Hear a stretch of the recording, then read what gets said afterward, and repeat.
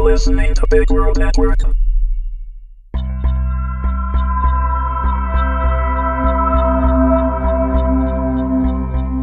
Incubus, Season 4, Episode 7. Written and read by Amanda Meuwissen. Nathan was running through a large house he didn't recognize, with thousands upon thousands of rooms, all blocked by closed doors. He knew that if he could just find the right door, he would be safe, free. But every door Nathan tried, every room, held Jim, grinning at him with slit eyes. When Nathan finally found an empty room, he tried to hide in it, but the walls had eyes too, so many eyes, and they were all slit, all staring, watching Nathan and waiting to devour some secret part of him. Nathan tried to block it all out, huddled in a corner on the floor of that empty room, but the eyes were closing in. It was Sasha's voice that called to Nathan in the dark, close beside his ear from behind. But that shouldn't be possible, because there was a wall behind him. Nathan could feel it at his back. May the road always rise to meet you. Two strong arms grabbed Nathan from behind, completely encasing him and smelling of Sasha. But they weren't comforting. They weren't gentle. They were not there to save him. Why Sasha? Why Jim? Why did the darkness have to look and feel like them? Nathan couldn't really see anything anymore, only black, but he could feel their hands, their arms, and hear Jim's awful laughter, marring the words of the lullaby. Nathan blinked slowly awake, shivering from the cold and the remains of his dream. He had fallen asleep on top of the covers, completely nude.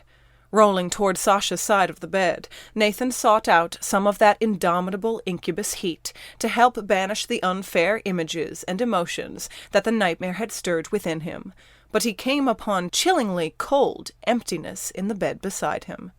Sitting up sharply, Nathan stared at where Sasha should be, but wasn't. He remembered that Sasha had left, but surely the incubus was back by now, unless Nathan had only dozed off for a moment. He checked the bedside clock to be sure, but it was already late the next morning. "Walter?" Nathan croaked out, not even caring that he was naked as he swung his legs over the side of the bed and got up. "Is Sasha already up out there?" Walter appeared in front of him, benign as always to any state Nathan might be in. "I did not follow him when he left, Nathan, since I had tried to give you privacy before then. I'm afraid I don't think he has been back." Nathan's stomach twisted in his gut. "Well, maybe he couldn't sleep and went to get coffee or something. Will you see if you can find him anywhere outside?" The parallel of the situation was not lost on Nathan. After Jim was taken, Nathan had calmly asked the same thing of Walter, before it became clear that Jim was not coming back.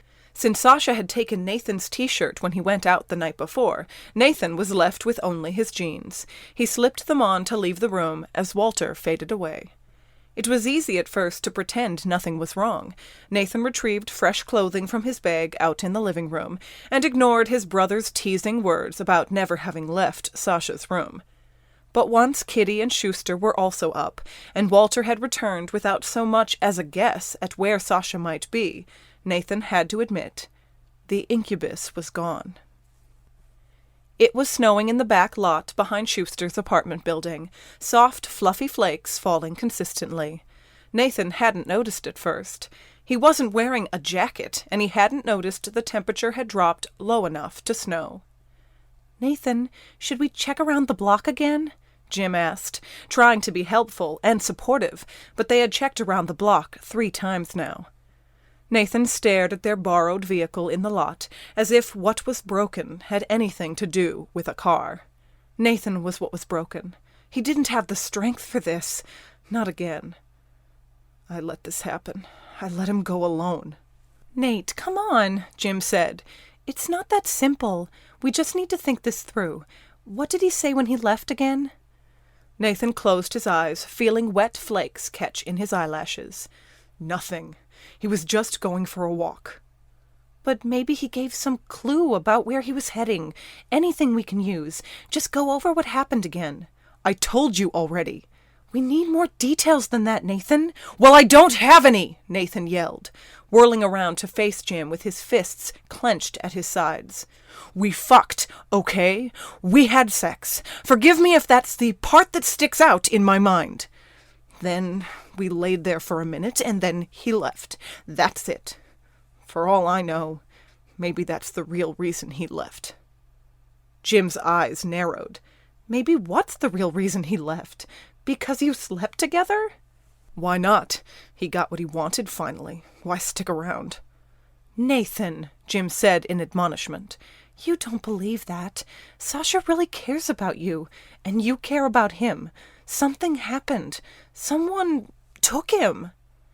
Part of Nathan would rather his bitter theory be true, because at least then Sasha would still be okay somewhere. He leaned back against the car behind him, breathing in deep to find some sense of calm. He really did say he just needed air, Nathan said. He had a lot of excess energy to burn after feeding. He was so buzzed, he put on my t-shirt and grabbed your jacket you'd left in there. That's how I know he has his cell, even if he won't freaking answer it. The phone was still in your pocket. Nathan scrubbed a hand over his face.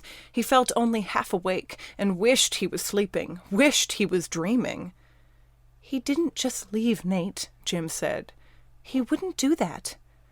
Nathan couldn't believe Sasha would just walk away either, or fly, or whatever Sasha might have done that would make him just suddenly gone. There had to be another answer.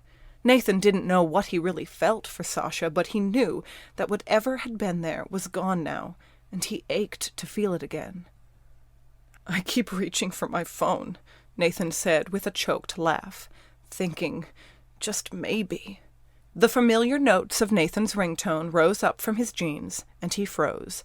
For a moment, neither Nathan nor Jim moved at all, but as the phone continued to ring, Jim nudged Nathan to answer it, saying his name over and over, until Nathan finally dug into his jean pocket and pulled out the phone. Sasha's cell blinked at Nathan miraculously. Holy shit. Nathan, Jim said, the connotation of pick up the damn phone clearly present. So Nathan did, forcing himself to be calm despite the erratic pattern of his heartbeat. Sasha? Nathan? Dude, where are you? Nathan took off into a frenzied ramble. Are you trying to kill me sooner? What the hell happened? You don't just leave. Leave? Nathan, I wouldn't leave. I'd never just leave, Sasha answered, sounding strangely young, like he was crying or trembling or hurt.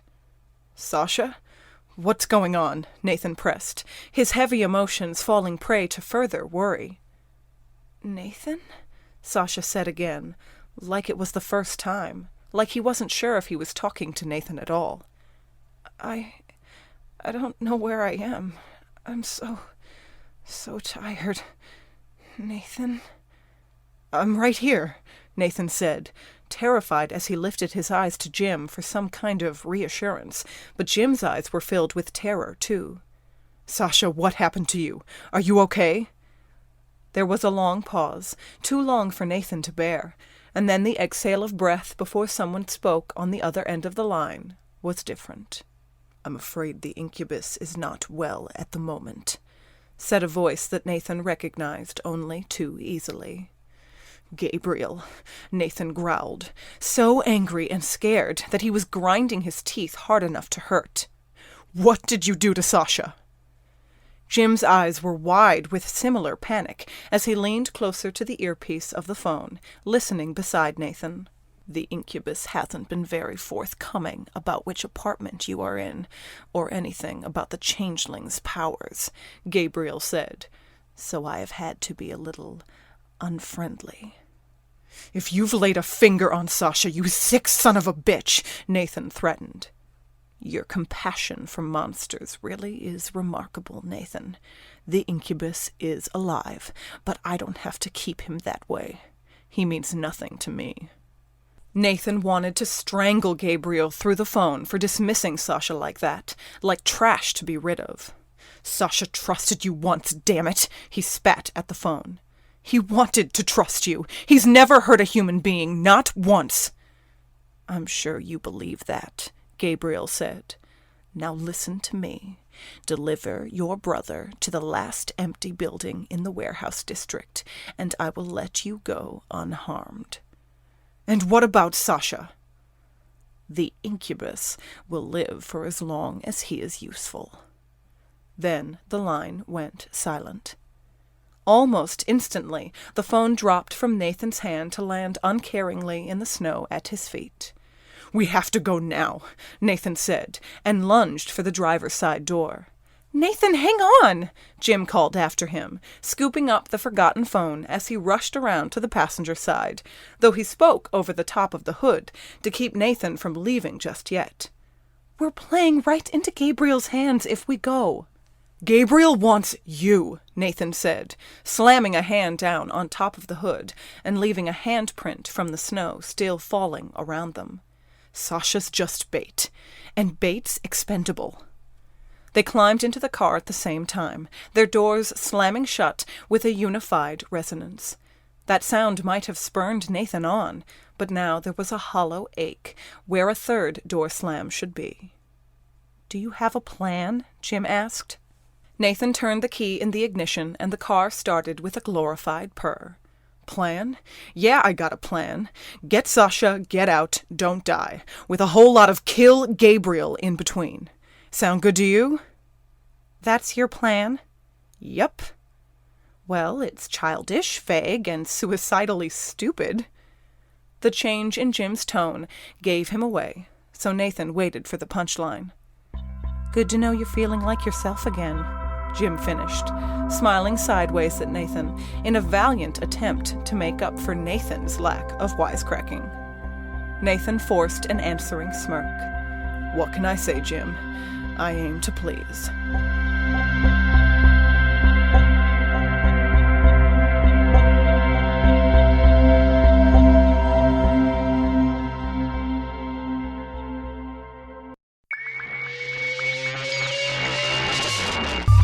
You're listening to Big World Network.